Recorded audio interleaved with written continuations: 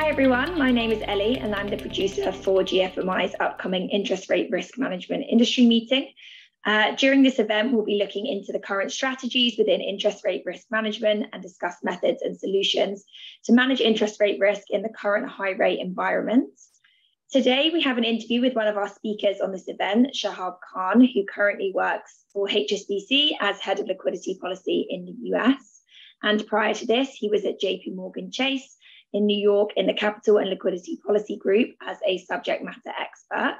And he also headed Regulatory Interpretations Group at Deutsche Bank in the past. So would you like to give a quick introduction to yourself? Hi, hello everyone. Thank you for the introduction, Ellie.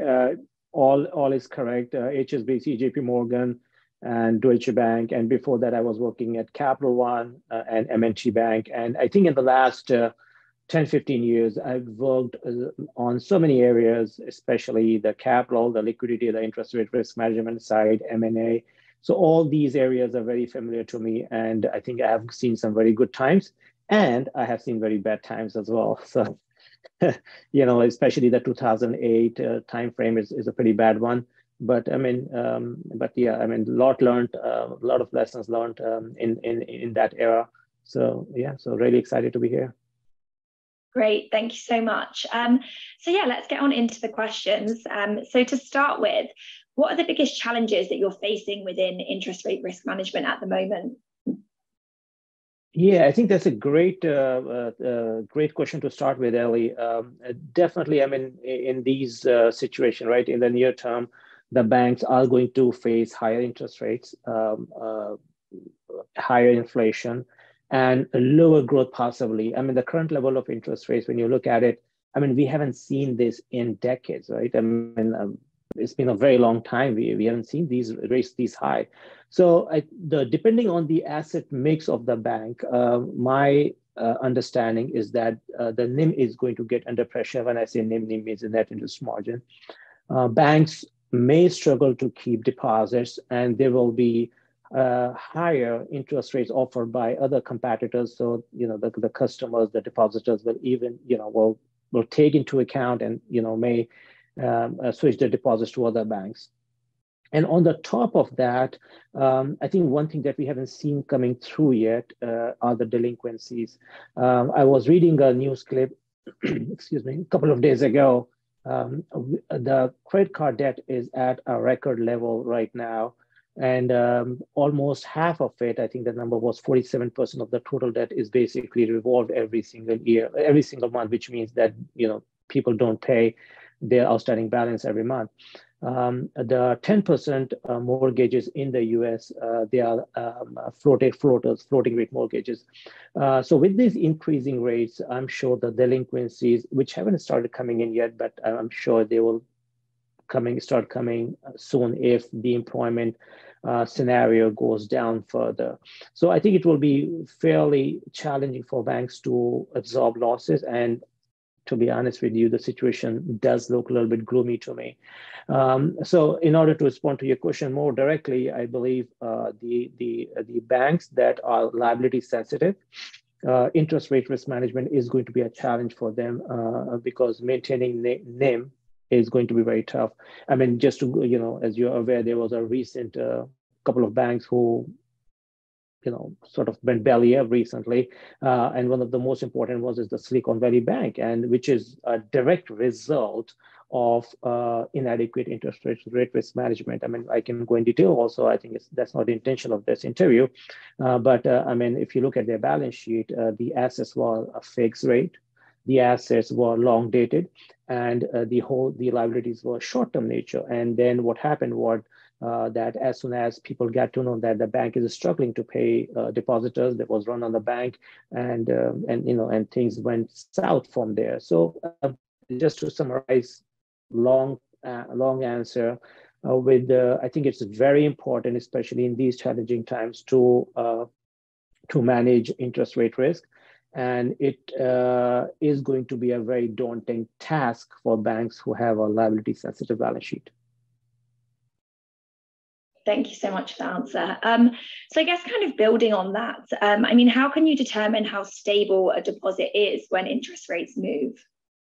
Yeah, I think that's a very key and I think also a tough determination. I mean, when rates move up, it's very hard to say what deposits are going to be sticky, and the deposits that you might have thought that they are sticky, they're not as sticky anymore.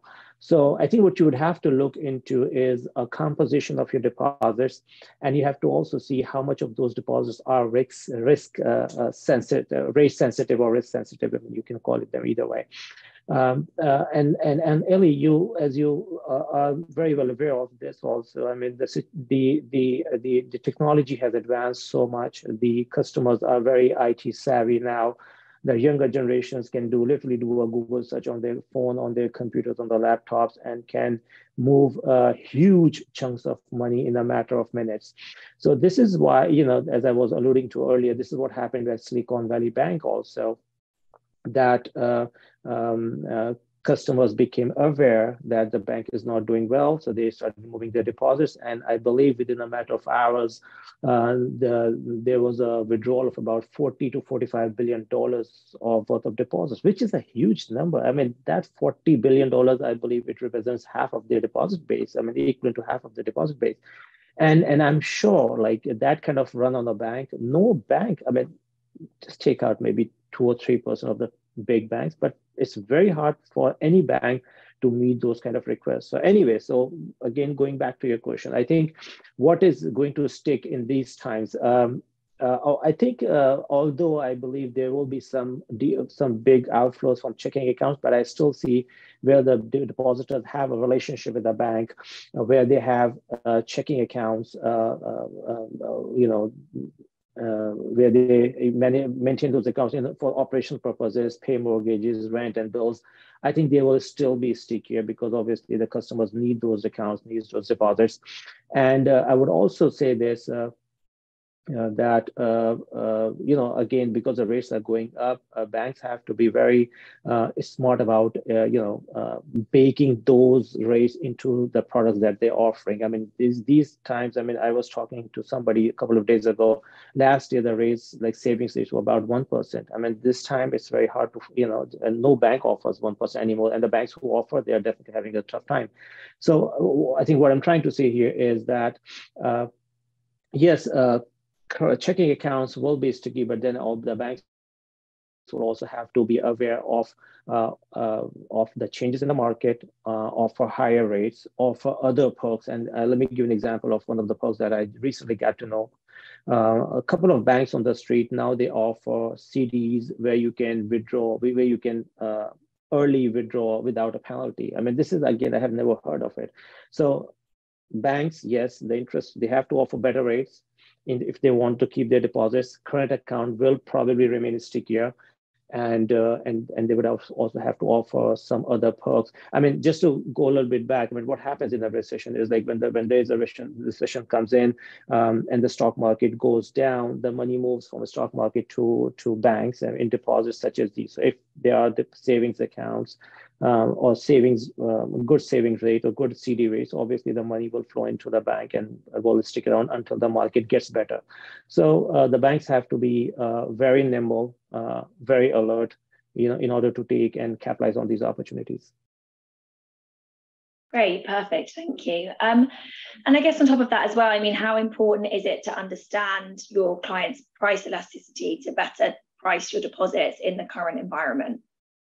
Absolutely, very important. I think this is very important because what is price sensitivity, right? Price sensitivity is the responsiveness of deposits to the change in interest rate environment. So this is very important to understand and understand it.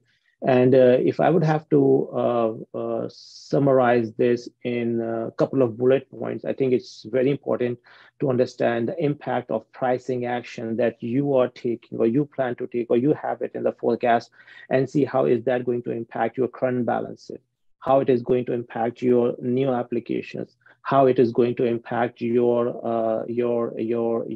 funding and your bookings. So it's really important. The other thing I think is very important to understand the price elasticity is it will help you to, not you, let's say, it will help the bank to predict the source of funds. And then eventually it will lead you to make decisions about, or do you need to have some new businesses under your book, or do you have to revamp your existing businesses? So this is a very, very important concept. Banks need to do it. They do it all the time. And in my opinion, I think there's one more thing I would like to mention. And I feel it is very important. I think it also tells you about your make or break point, right? The banks cannot just increase the rates unnecessarily just to attract deposits, right? So this analysis also tells you what is your endpoint, how far can you go and have some positive impact or have some positive outcomes. So it is really important to do it. It gives you some very good information. Thank you. And then just lastly, so in terms of sort of our event format, our conferences are quite informal and intimate peer-led meetings where all the speakers and delegates are senior executives from top financial institutions. How do you see that kind of assisting you with overcoming the challenges you're currently facing when it comes to interest rate risk management? Yeah, I think it's these conferences like these, meetings like these are really important. I think I have always found, like whenever I came into these meetings and get to hear senior executives, I get to hear about their view, about the challenges faced by their institutions, about what keeps them up at night. So when I come in, I may have a very restricted view. I may only know about my personal bank, the issues that I'm going through, or maybe a handful of other banks that I have worked in the past, but I may not be very well aware of the industry issues.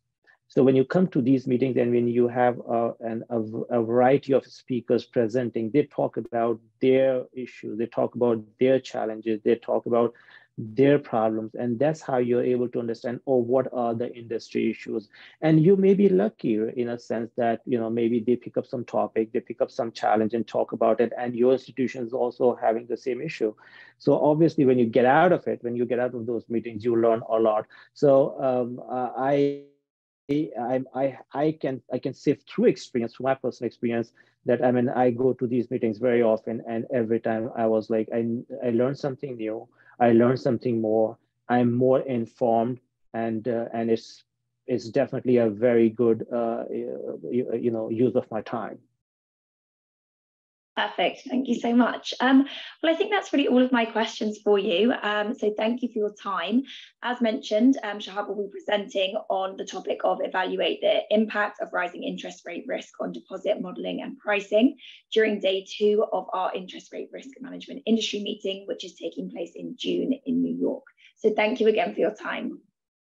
Thank you, Ellie. Thanks for having me here. Thank you.